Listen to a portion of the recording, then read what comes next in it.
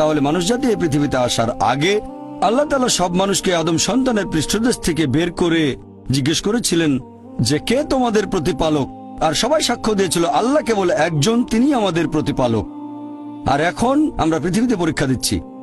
আল্লাহ পবিত্র কোরআনে বলেছেন, আমার লেকচারের শুরুতেও কোরআনের আয়াতটা বলেছিলাম, সূরা জারিয়াত অধ্যায় নম্বর 51 আয়াত নম্বর 56। আল্লাহ বলেছেন যে আমি সৃষ্টি করেছি জিন এবং মানুষ যাতে তারা আমার ইবাদত করে।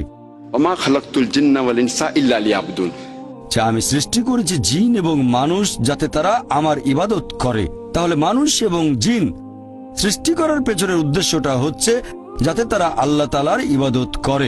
এই ইবাদার মূল আরবি শব্দ হচ্ছে আব্দ, যার মানে হচ্ছে ভৃত্য।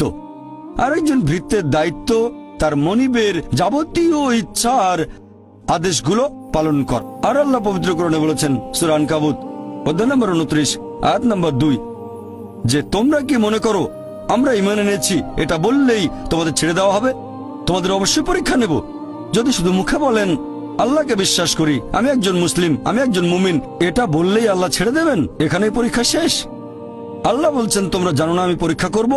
শুধু বললেন আমি একজন মুসলিম, শুধু মুখে বললেন আমি বিশ্বাসী, মুখে বললেন আমি আল্লাহর কাছে নিজের ইচ্ছাকে সমর্পণ করি, তাহলে আপনাকে ছেড়ে দেওয়া হবে না। আল্লাহ অবশ্যই পরীক্ষা করবেন।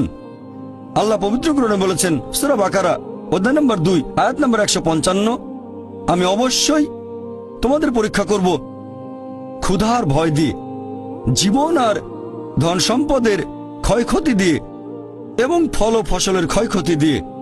আর শুভ সংবাদ দাও তাদের যারা ধৈর্যশীল। আল্লাহ সবাইকে পরীক্ষা করবেন ভয় দিয়ে, ক্ষুধা দিয়ে, জীবন আর ধন সম্পদের ক্ষয়ক্ষতি দিয়ে।